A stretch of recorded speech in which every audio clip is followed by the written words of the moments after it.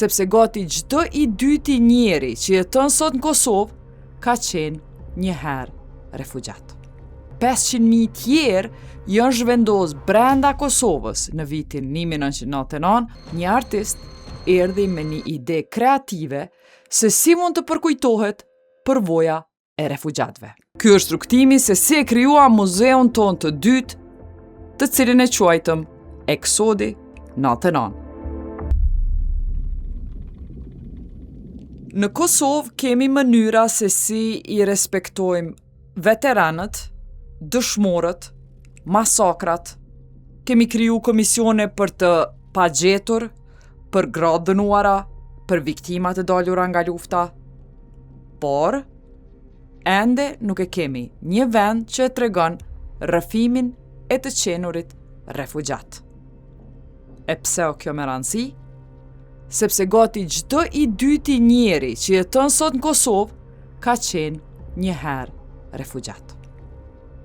Kjo nga se llogaritet që 800.000 kryesisht shqiptar janë dëbu prej shtëpive të veta dhe 500.000 tjerë janë zhvendos brenda Kosovës në vitin 1999, kur forcat serbe përdorën dhunë sistematike për ta dëbu popullatën. Ky dëbim kishte qëllim me ndru demografinë e popullatës Kosovë.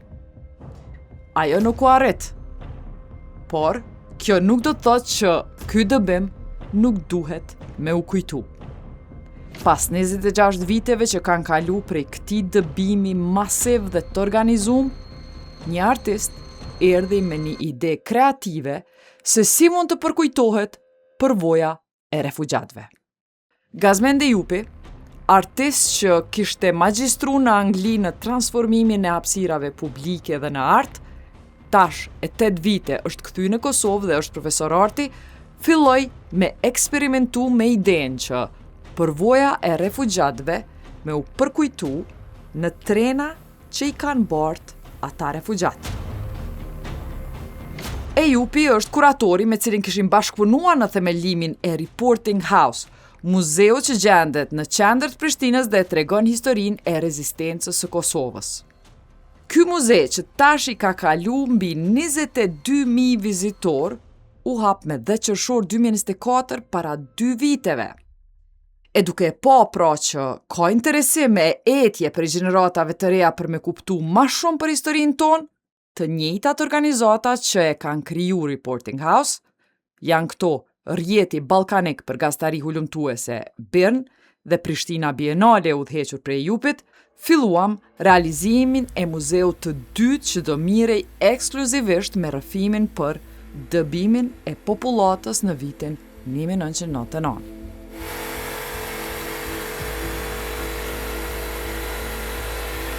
E fillimi i hulumtimit për këtë muze ndodhi me 9 gusht 2025, kur bashkë me Ejupin shkuam për t'i pa trenat me të cilat ishin bartur refugjatët. Vagonat e ish-Jugosllavisë që janë prodhuar kryesisht mes viteve 1960 dhe 80 gjenden edhe sot e kësaj dite në Miradin e poshtme, fshat në fushë Kosovë. Në Miradi shkuam pas bisedës me njerëz që ishin bartur me trena dhe gjatë këtyre bisedave ne kuptuam shumë. Kemi kuptu që kur vagonat e udhëtarëve janë mbush me refugjate dhe janë harxhumo, forcat serbe kanë marrë përforcim nga 2 mjete tjera të transportit. Kanë nisë me i përdor vagonat e kafshëve apo të mallrave, që thirren vagonat e gjave, për me transportu njerëz. Për të realizu këtë ide, shëndrimin e vagonit në galeri duhet të fillohet nga larja e vagonit të vjetër. Larja fillon edhe bohet prej trenkosit, ndërmarrjes që mirret me menaxhimin e trenave dhe vagoni fillon me u sjell në Prishtinë për me u transformu, sipas idesë së kuratorit, në galerinë e cila do të mbajë në te gjithmonë rrëfimet e intervistave me refugjatët e Eksodit 99.